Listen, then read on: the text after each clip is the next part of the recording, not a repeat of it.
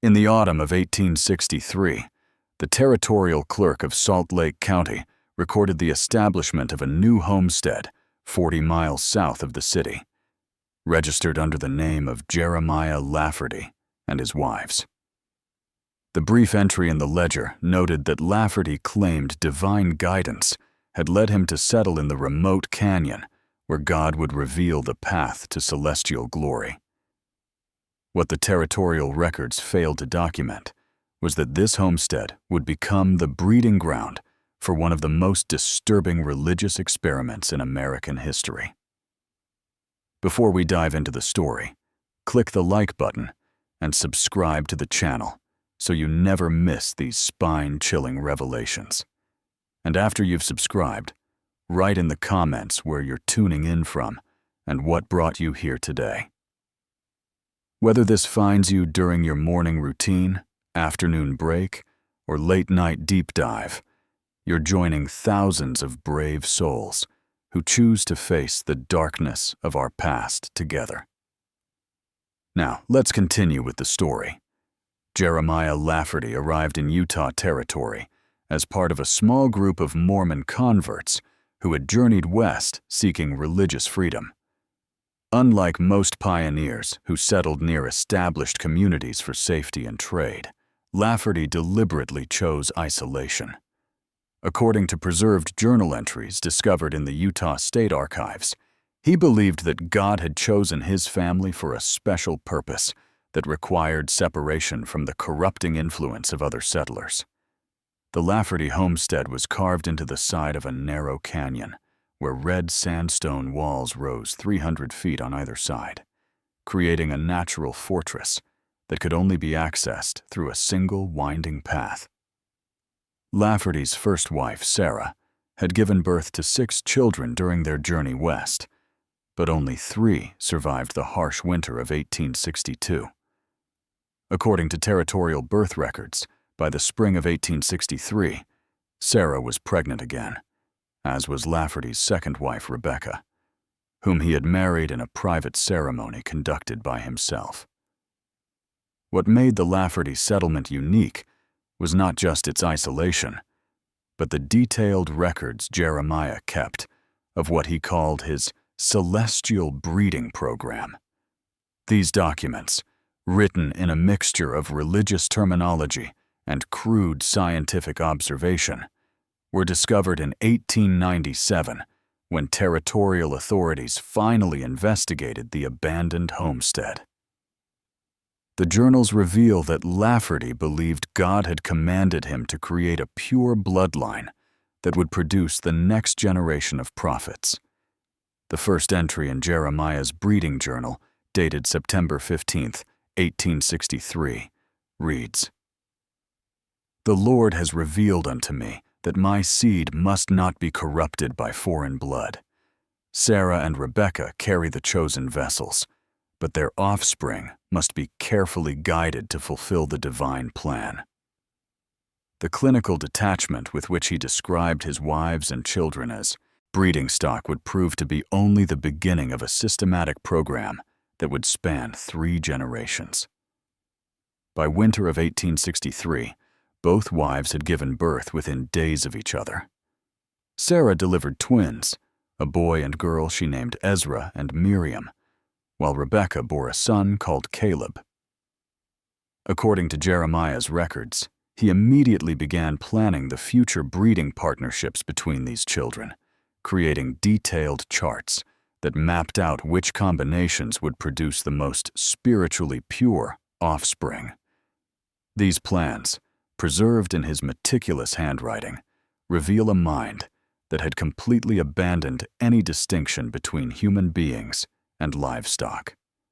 As winter gave way to spring in 1864, Jeremiah Lafferty's divine revelations became increasingly elaborate and disturbing.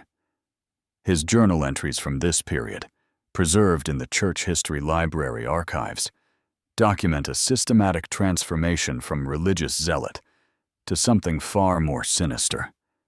The territorial isolation that had initially provided spiritual sanctuary now enabled experiments that would have horrified even the most radical Mormon fundamentalists. The breakthrough that would define the Lafferty legacy came when Jeremiah claimed to receive a vision while praying in the canyon's natural cave system. According to his detailed account, written on March 21, 1864, God revealed to him the sacred mathematics of bloodline purity. He began creating intricate family trees that resembled livestock breeding charts, complete with numerical ratings for what he termed spiritual potency and divine receptivity.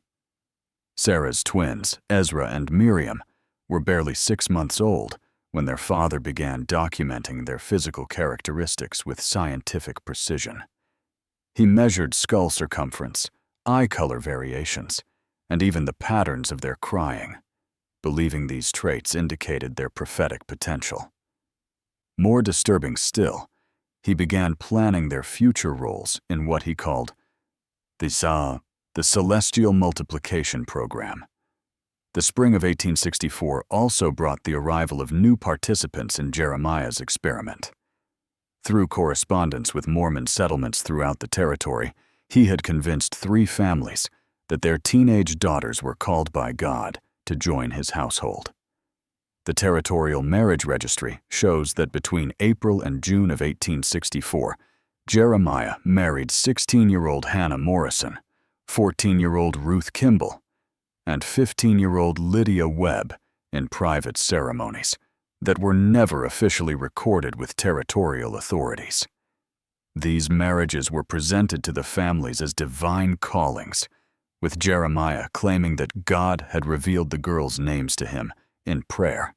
His correspondence with their fathers, discovered in a leather satchel buried beneath the homestead's root cellar, reveals the persuasive power of his religious rhetoric.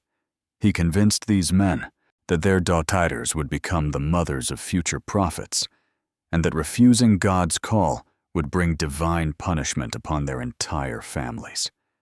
What the families didn't know was that Jeremiah had specifically chosen these girls based on their family genealogies.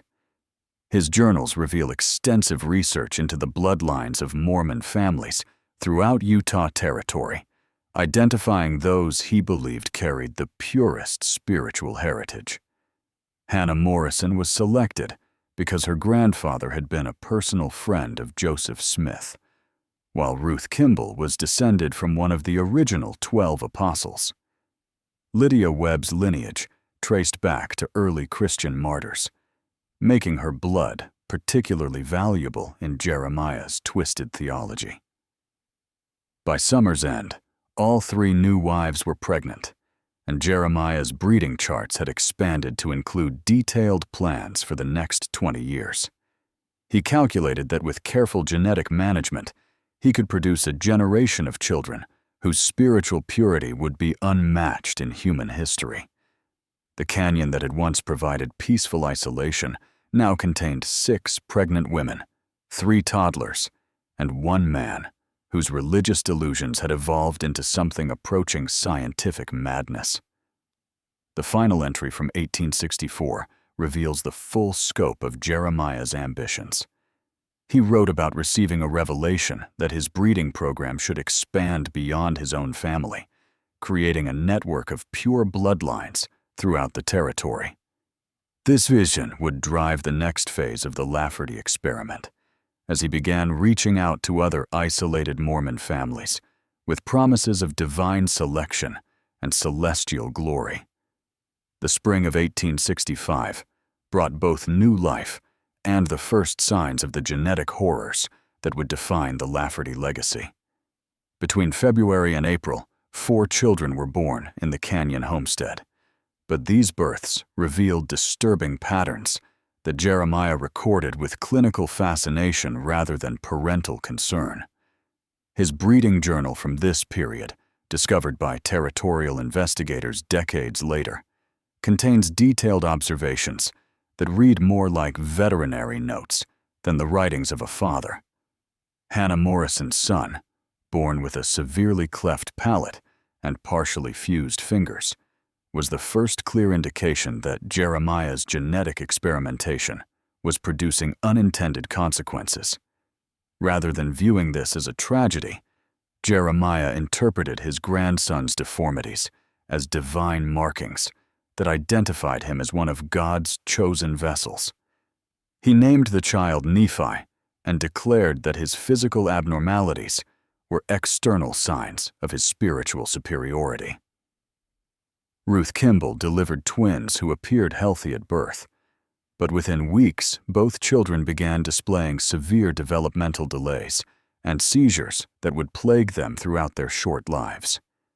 Jeremiah's journal entries describe these episodes with disturbing detachment, noting how children's convulsions seemed to follow celestial patterns that aligned with his prayers.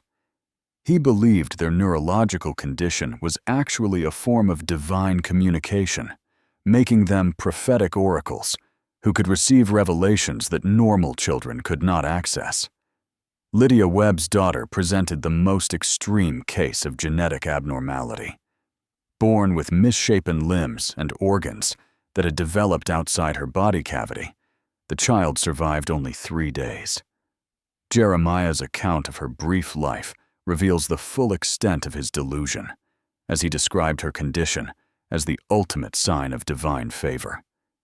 He preserved detailed drawings of her anatomy, believing that God had created a perfect spiritual being whose physical form was too pure for earthly existence. The deaths and deformities among the children born in 1865 should have warned Jeremiah that his breeding program was producing genetic disasters rather than prophetic children. Instead, these outcomes only reinforced his conviction that he was on the correct path. He interpreted every abnormality as evidence that his bloodline was becoming so spiritually refined that ordinary human bodies could no longer contain such divine essence. By summer of 1865, Jeremiah had expanded his breeding charts to include detailed genetic tracking that revealed alarming patterns of inbreeding within his growing family. His oldest children from his first 2 wives were now approaching 2 years old, and he had already begun planning their eventual breeding partnerships. The charts show calculated pairings between half-siblings and first cousins, with numerical ratings indicating which combinations would produce the highest spiritual potency. The territorial records from this period also reveal that Jeremiah had begun corresponding with other isolated Mormon families throughout Utah and Arizona territories, promoting his breeding theories through carefully crafted religious letters. He claimed that God had revealed to him the secret of creating perfect spiritual beings through selective breeding, and that other faithful families could participate in this divine experiment by contributing daughters to his program or adopting his breeding practices in their own communities. 3 families responded positively to Jeremiah's recruitment efforts, sending their teenage daughters to join the Canyon homestead during the summer of 1865. These girls, ranging in age from 13 to 17, were told they had been specifically chosen by God to bear the next generation of prophets. What they actually encountered was a systematic breeding program that treated them as livestock in service of one man's religious delusions, setting the stage for even more horrific developments in the years to come. The autumn of 1866 marked a turning point in Jeremiah Lafferty's experiment when he implemented what he called the sacred selection protocols. These procedures, outlined in a leather-bound manual discovered beneath the homestead's floorboards, detailed how children within the family would be categorized and assigned roles based on their perceived spiritual value. The manual reveals a systematic approach to human breeding that treated family members as components in a religious manufacturing process. Children born with visible deformities were designated as God's marked ones and given privileged status within the household hierarchy. These children, despite their physical limitations and often severe health problems, were treated as living prophets whose every gesture was interpreted as divine communication. Jeremiah established daily rituals where the entire family would gather to witness these children's movements, recording their behaviors as prophetic messages in a special journal he called the Book of Sacred Signs. The most disturbing aspect of this classification system was how it affected the treatment of normal, healthy children. Those born without obvious abnormalities were considered spiritually inferior and assigned the lowest status in the family structure. They were required to serve the marked children, providing care, feeding, and constant attention, while receiving minimal food and affection themselves. This inverted hierarchy created a household where genetic disasters were celebrated, while healthy development was viewed as spiritual failure. During this period, Jeremiah's correspondence with neighboring families intensified as he sought to expand his breeding network beyond his immediate household. His letters, preserved in the Utah Territorial Archives, reveal sophisticated recruitment strategies that combined religious authority with promises of divine favor. He convinced 7 additional families to participate in arranged marriages between their children and his offspring, creating a web of genetic relationships that spanned 3 counties. The winter of 1866 brought the birth of 6 more children, including the first documented case of what modern geneticists would recognize as severe inbreeding depression. Sarah's 3rd pregnancy resulted in twins who were born connected at the torso, sharing vital organs that made survival impossible. Rather than mourning this tragedy, Jeremiah declared it the ultimate proof of his breeding program's success, claiming that God had created these children as a single, perfect, spiritual entity. Rebecca's daughter from this period displayed multiple genetic abnormalities, including blindness, deafness, and severe intellectual disabilities. Jeremiah named her Celestial and declared her to be the purest spiritual being ever born on earth. He established elaborate ceremonies around her care, requiring all family members to participate in daily rituals that involved interpreting her involuntary movements as divine revelations. The documentation from 1866 also reveals that Jeremiah had begun planning breeding partnerships for his oldest children, who were now approaching 3 years of age. His genetic charts show calculated matches between siblings and half-siblings, with detailed predictions about what spiritual qualities their offspring would inherit.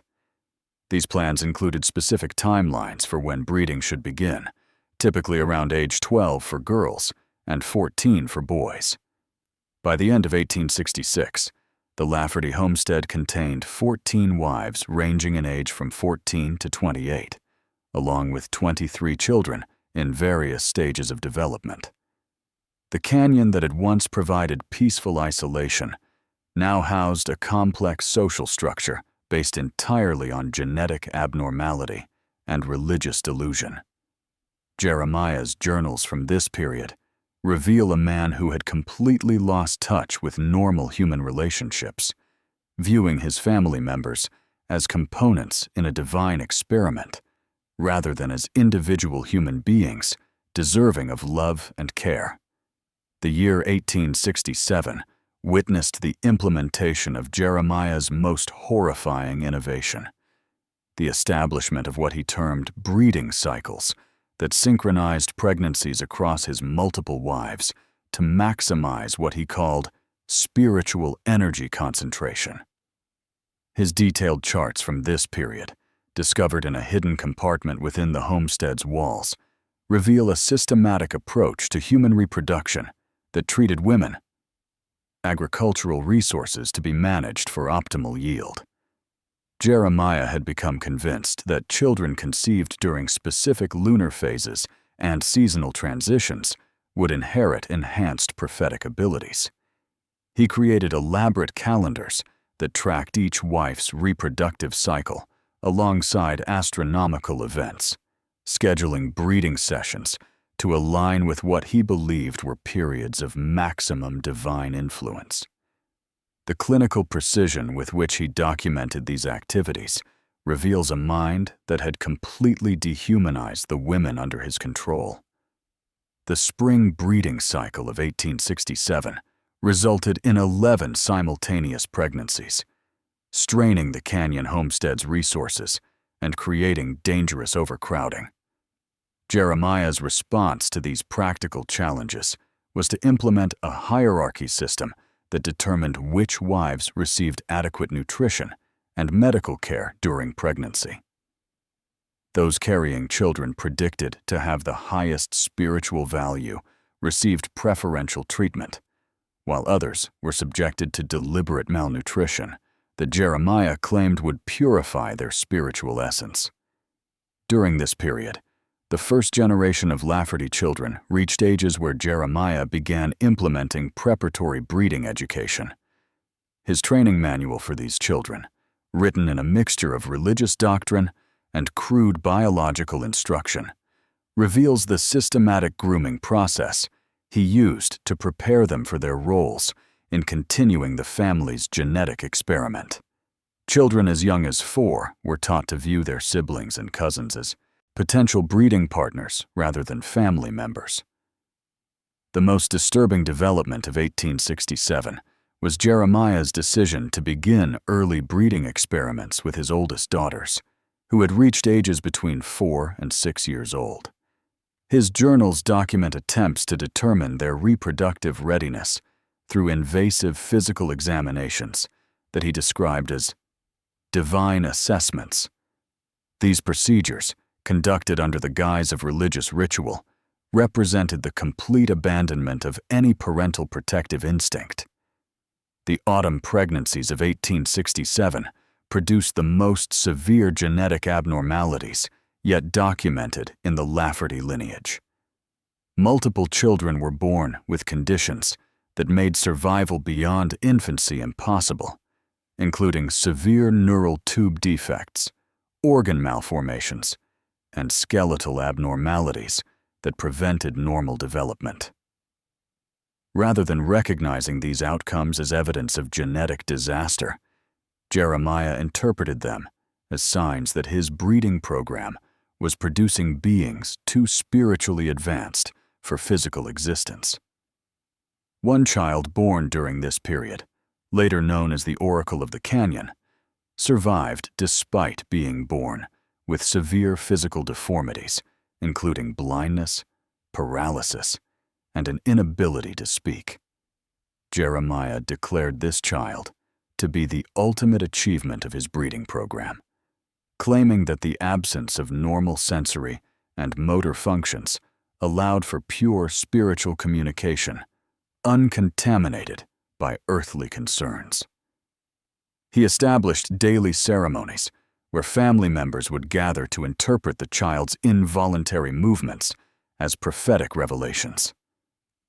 The winter of 1867 also marked the beginning of Jeremiah's expansion beyond the immediate family unit. His correspondence from this period reveals negotiations with isolated Mormon communities in Arizona and Colorado territories, proposing the establishment of additional breeding colonies that would follow his genetic protocols. 3 communities agreed to participate in preliminary experiments, sending their most devoted families to establish satellite settlements that would implement Lafferty breeding practices. By the end of 1867, Jeremiah's genetic charts had expanded to include projected breeding plans for the next 50 years, incorporating not only his own descendants, but also the children from allied communities. His vision had evolved from a single-family experiment into a territorial network of controlled breeding designed to create what he believed would be a new species of spiritually superior humans. The spring of 1868 brought the first implementation of Jeremiah's intergenerational breeding protocols when his oldest son Ezra, now approaching 5 years old, was ceremonially betrothed to his 3-year-old half-sister Miriam in what Jeremiah termed a celestial marriage contract. The elaborate ceremony, documented in disturbing detail within Jeremiah's ritual. Journals established formal breeding partnerships between children who were barely beyond infancy, treating them as livestock being prepared for future reproduction. This ceremony marked the beginning of a systematic program that would formalize breeding relationships throughout the extended Lafferty network. Children born within the community were assigned breeding partners based on genetic charts that calculated optimal spiritual compatibility rather than considering their individual humanity or natural development. These assignments were treated as divine commandments that could not be questioned or refused, creating a social structure where children grew up knowing exactly which family members they were expected to reproduce with in the future. The summer of 1868 witnessed the arrival of the first families from the satellite communities that had agreed to participate in Jeremiah's expanded breeding program. The Morrison clan from southern Utah brought 14 family members, including 6 daughters between the ages of 8 and 16, while the Blackwood family from Arizona Territory contributed 12 members with 4 breeding-age females. These arrivals increased the canyon population to over 60 individuals living in conditions that were rapidly becoming unsanitary and dangerous.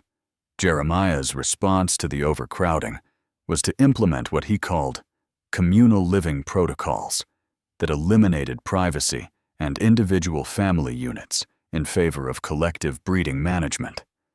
Children were separated from their birth mothers and assigned to communal nurseries where their care was managed according to their predicted spiritual value rather than natural family bonds.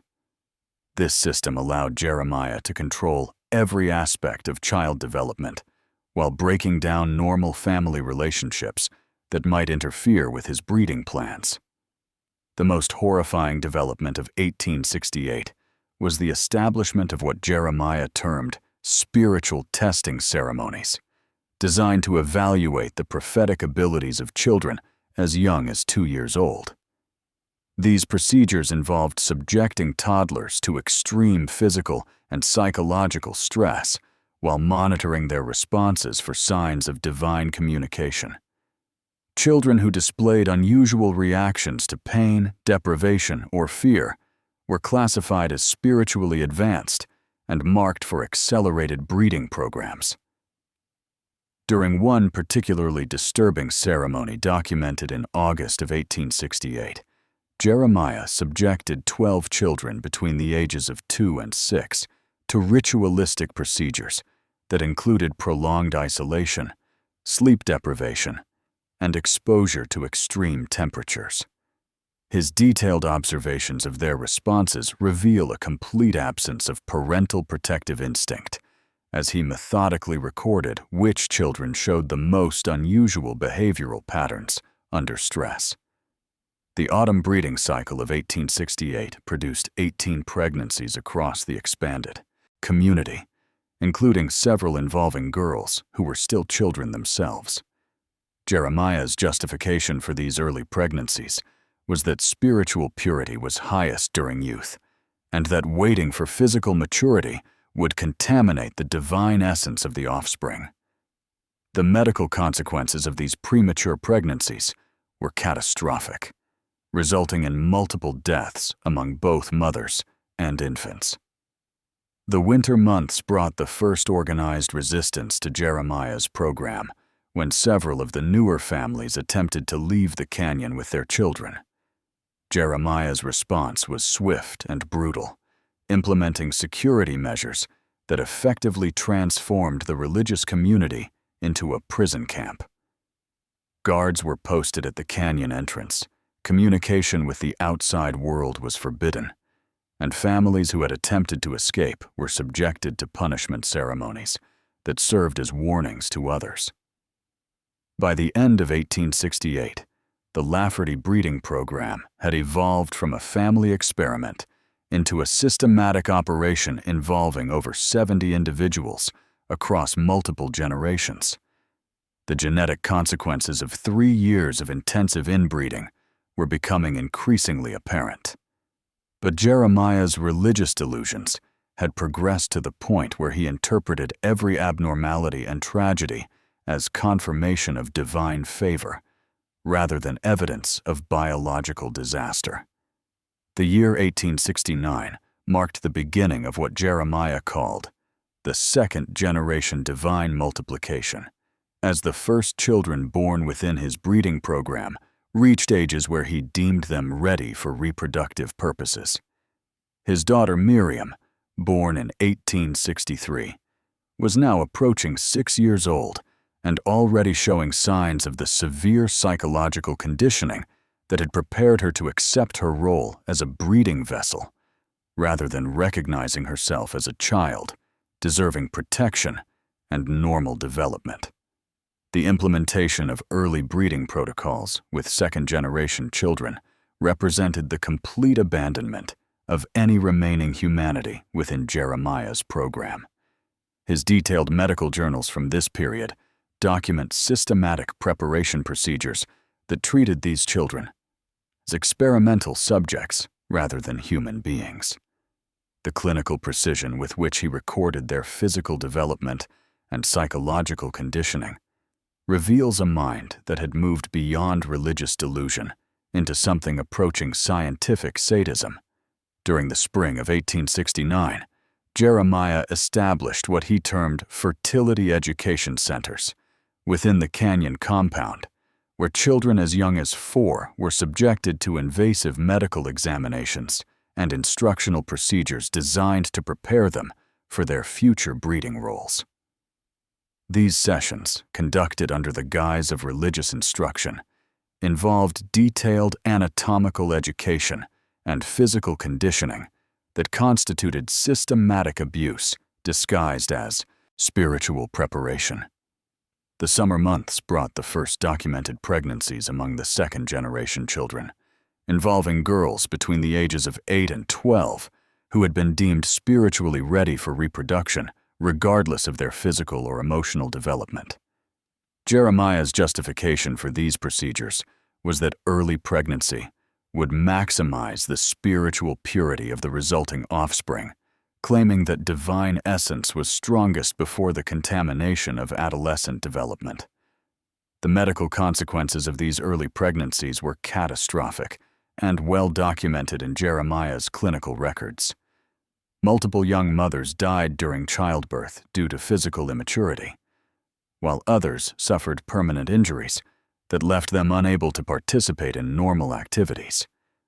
Rather than viewing these outcomes as evidence of medical disaster, Jeremiah interpreted the deaths as spiritual transformations, where the mothers had achieved such divine purity that earthly existence was no longer necessary.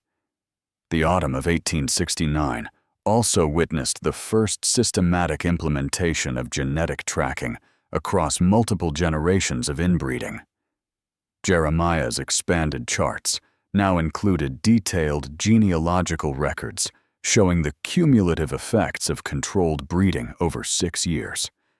These documents reveal breeding relationships between parents and children, siblings, and multiple generations of cousins, creating genetic bottlenecks that produced increasingly severe abnormalities with each successive generation. The children born during this period displayed genetic conditions that were unprecedented in severity and complexity. Multiple births resulted in infants with such extreme deformities that survival beyond a few days was impossible, while those who did survive often required constant medical care that the isolated community was unable to provide. Jeremiah's response to these challenges was to establish what he called spiritual care protocols that involved interpreting the children's suffering as divine communication rather than providing appropriate medical treatment. The winter months of 1869 brought the establishment of formal breeding schedules that coordinated reproduction across the entire community according to Jeremiah's genetic calculations. These schedules assigned specific breeding partners and timing for every female in the community, regardless of age, health status, or personal consent. The systematic nature of these assignments transformed the canyon settlement into a controlled breeding facility where human reproduction was managed like agricultural livestock. By the end of 1869, the cumulative effects of 6 years of intensive inbreeding had produced a community where genetic abnormalities were more common than normal development. The original vision of creating spiritually superior beings had instead resulted in successive generations of children with severe physical and cognitive disabilities. Yet Jeremiah's documentation shows no recognition of the biological disaster he had created. Instead, his journals reveal increasingly elaborate theological justifications for the suffering and death that surrounded him, setting the stage for even more extreme measures in the years that would follow. The dawn of 1870 brought catastrophic revelations that would expose the full scope of Jeremiah's genetic nightmare when territorial authorities finally received reports from escaped community members who had witnessed the true horror of the canyon settlement. These survivors, primarily women who had fled during the harsh winter months, carried with them detailed accounts of systematic abuse and genetic experimentation that shocked even hardened frontier officials accustomed to dealing with religious extremism. The territorial investigation that began in February of 1870 uncovered evidence that surpassed the worst fears of government officials. Deputy Marshal William Crawford's initial report, preserved in the Utah Territorial Archives, describes discovering a community where normal human development had been completely abandoned in favor of controlled breeding that treated children as livestock. His documentation reveals a settlement where genetic disasters were celebrated as divine achievements, while healthy children were viewed as spiritual failures. The medical examination of the canyon population conducted by territorial physician Dr. Samuel Morrison revealed the cumulative effects of 7 years of intensive inbreeding across multiple generations. His clinical reports document genetic conditions that included severe cognitive disabilities, physical deformities that prevented normal movement, and neurological disorders that caused constant seizures and pain. Of the 87 individuals found in the canyon, fewer than 20 showed normal physical and mental development. The most disturbing discoveries came when investigators examined Jeremiah's extensive documentation of his breeding program. His genetic charts revealed systematic reproduction between parents and children, siblings across multiple generations, and calculated inbreeding designed to concentrate what he believed were divine genetic traits. These records showed breeding relationships that violated every natural law of human reproduction, creating genetic bottlenecks that had produced increasingly severe abnormalities with each successive generation. The testimony of escaped community members revealed the psychological conditioning that had enabled Jeremiah's program to continue for 7 years without outside intervention. Children had been systematically trained from birth to view incestuous relationships as divine commandments, while adults who questioned the program were subjected to punishment ceremonies that served as warnings to others. The isolation of the canyon location had prevented outside contact that might have exposed the true nature of the community's activities. Dr. Morrison's medical evaluation of the surviving children revealed conditions that modern genetics would recognize as severe inbreeding depression affecting every aspect of human development. Multiple children displayed combinations of physical deformities, cognitive disabilities, and medical conditions that required constant care. His report notes that many of the children appeared to be suffering from genetic conditions that had never been documented in medical literature due to the extreme nature of the inbreeding that had produced them. The territorial investigation also uncovered evidence of Jeremiah's expansion efforts, including correspondence with isolated Mormon communities throughout the Western Territories, where similar breeding programs had been established. These satellite operations, based on Jeremiah's genetic protocols, had produced their own populations of genetically damaged children while spreading the systematic abuse across a network that spanned multiple states and territories.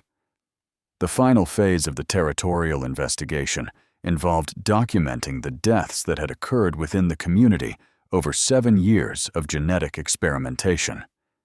Cemetery records maintained by Jeremiah showed that over 200 children had been born within the canyon settlement, with fewer than 40 surviving to the time of the investigation.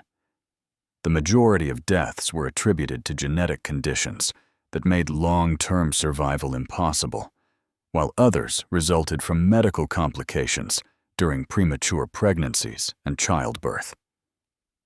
The evidence collected during the 1870 investigation painted a picture of systematic genetic destruction that had been conducted under the guise of religious revelation. Jeremiah's detailed documentation of his breeding program provided territorial authorities with unprecedented insight into how religious extremism could enable systematic abuse when combined with geographic isolation and absolute patriarchal control. The scope of the genetic damage and human suffering discovered in the canyon would shock territorial officials and lead to fundamental changes in how government authorities monitored isolated religious communities throughout the western frontier. The territorial arrests that began in March of 1870 marked the beginning of legal proceedings that would expose the full extent of Jeremiah Lafferty's breeding program to public scrutiny for the first time. The territorial court records from this period, preserved in the Utah State Archives, document testimony that shocked even experienced frontier judges who had dealt with various forms of religious extremism throughout the Western Territories. Jeremiah's capture proved surprisingly difficult, as he had established elaborate security measures throughout the canyon that included hidden escape routes and warning systems designed to prevent outside interference. When territorial marshals finally cornered him in the cave system, where he claimed to receive his divine revelations, they discovered chambers filled with detailed genetic charts, breeding schedules, and religious writings that provided comprehensive documentation of 7 years of systematic human experimentation. The legal proceedings against Jeremiah faced unprecedented challenges, as territorial law had no specific provisions for prosecuting genetic experimentation disguised as religious practice. Prosecutor James Henderson was forced to pursue charges of child abuse, incest, and unlawful imprisonment while struggling to convey the systematic nature of the breeding program to jurors who had never encountered anything comparable in their frontier experience. The testimony of surviving community members revealed the psychological control mechanisms that had enabled Jeremiah's program to continue without successful resistance. Witnesses described a community where children were conditioned from birth to believe that genetic abnormalities were signs of divine favor, while normal development was viewed as spiritual failure. This systematic reversal of natural parental instincts had created a population that celebrated suffering while rejecting medical care as interference with God's will. Dr. Morrison's medical testimony provided the court with scientific evidence of the genetic damage that had resulted from 7 years of controlled inbreeding. His clinical documentation showed patterns of genetic deterioration that progressed with each successive generation, creating cumulative damage that affected every aspect of human development. The medical evidence revealed that Jeremiah's breeding program had systematically destroyed the genetic health of an entire community while claiming to improve it. The most shocking testimony came from Jeremiah himself, who used his trial appearances as opportunities to promote his breeding theories and recruit new followers. His courtroom speeches revealed a mind that remained completely convinced of the divine nature of his mission, despite overwhelming evidence of the genetic disasters he had produced. His detailed explanations of breeding calculations and spiritual genetics provided the court with unprecedented insight into the delusions that had driven 7 years of systematic abuse. The territorial investigation also uncovered evidence of the broader network that Jeremiah had established throughout the Western Territories. Court documents revealed that similar breeding programs had been implemented in isolated communities across Utah, Arizona, Colorado, and New Mexico territories, affecting hundreds of families who had adopted Jeremiah's genetic protocols. The scope of this network revealed that the Canyon settlement was only the central hub of a much larger operation. The legal proceedings were further complicated by the discovery that several territorial officials had received reports about unusual activities in the Canyon settlement as early as 1865, but had failed to investigate due to assumptions about religious freedom and frontier isolation. These revelations led to broader questions about government responsibility for monitoring isolated communities and protecting children from systematic abuse disguised as religious practice. The testimony phase of the trial concluded with statements from the surviving children who had been subjected to Jeremiah's breeding program throughout their lives. Their accounts, delivered through interpreters due to severe cognitive disabilities in many cases, provided the court with direct evidence of the human cost of genetic experimentation. These testimonies revealed the complete destruction of normal family relationships and childhood development that had resulted from treating human reproduction as a religious manufacturing process. The territorial court's final deliberations faced the challenge of determining appropriate punishment for crimes that had no precedent in frontier legal history. The systematic nature of Jeremiah's breeding program, combined with the extensive documentation he had maintained, provided clear evidence of intentional genetic destruction conducted over multiple years with devastating consequences for an entire community.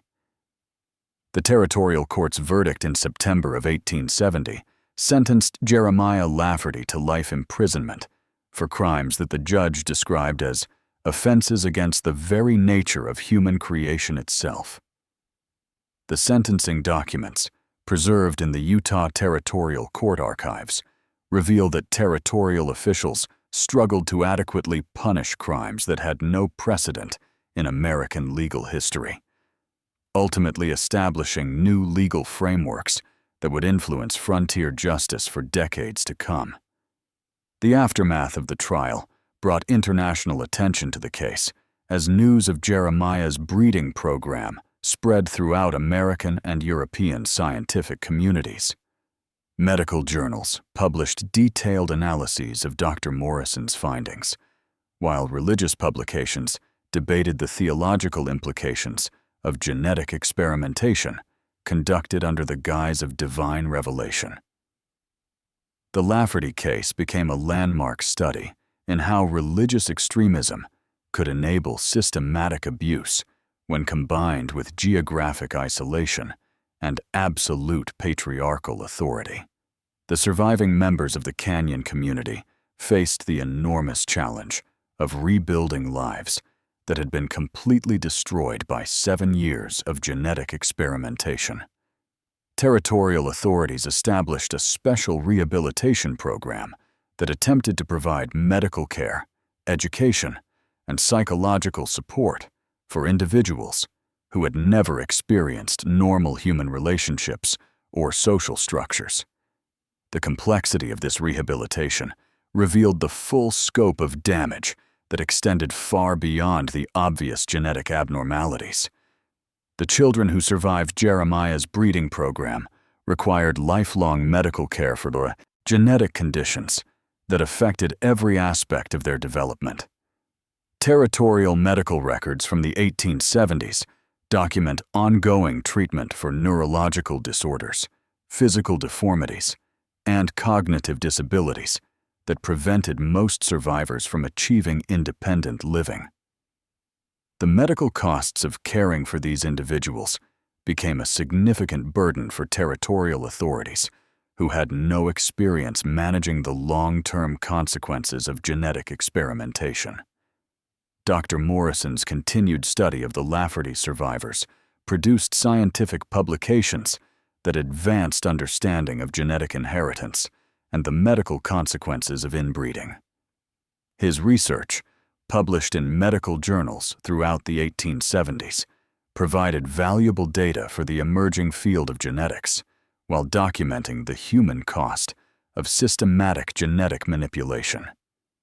These publications established the Lafferty case as a foundational study in hereditary medicine and genetic disorders. The investigation of Jeremiah's satellite breeding programs throughout the Western Territories revealed that similar genetic damage had occurred in multiple isolated communities that had adopted his breeding protocols. Territorial authorities spent years identifying and disbanding these operations, while providing medical care for hundreds of individuals who had been subjected to controlled inbreeding. The scope of this network demonstrated that the Canyon settlement had been only the central hub of a much larger systematic operation. The long-term psychological effects on survivors proved as devastating as the genetic damage, with many individuals requiring decades of support to develop basic social skills and emotional relationships. The systematic conditioning that had taught children to view incestuous relationships as divine commandments created psychological trauma that persisted throughout their lives, affecting their ability to form healthy relationships or understand normal family structures. Jeremiah himself remained unrepentant throughout his imprisonment, continuing to promote his breeding theories and recruit followers through correspondence that territorial authorities struggled to monitor. His prison writings, discovered after his death in 1882, revealed a mind that never acknowledged the genetic disasters he had produced, instead interpreting every abnormality and death as confirmation of divine favor. These documents provided researchers with unprecedented insight into the psychology of systematic abuse disguised as religious revelation. The Lafferty case ultimately led to significant changes in territorial law regarding religious freedom and child protection, establishing legal precedents that balanced religious liberty with government responsibility to protect children from systematic abuse. These legal frameworks influenced frontier justice throughout the Western Territories and provided foundations for modern child protection laws that recognize the potential for religious extremism to enable systematic harm. The genetic legacy of Jeremiah's breeding program continued to affect descendants for generations, with medical complications appearing in family lines decades after the original experimentation had ended. Modern genetic research has identified specific genetic markers associated with the Lafferty lineage, providing contemporary scientists with valuable data about the long-term effects of systematic inbreeding, while serving as a permanent reminder of how religious delusion can enable the systematic destruction of human genetic health. The story of the Lafferty breeding program serves as a chilling reminder of how isolation, religious extremism, and unchecked authority can combine to enable systematic abuse that destroys lives across multiple generations. If this historical nightmare has shocked you as much as it should, like this video and subscribe to our channel, because the dark corners of history hold secrets that demand to be remembered. And tomorrow, we're diving into another buried truth that will leave you questioning everything you thought you knew about human nature.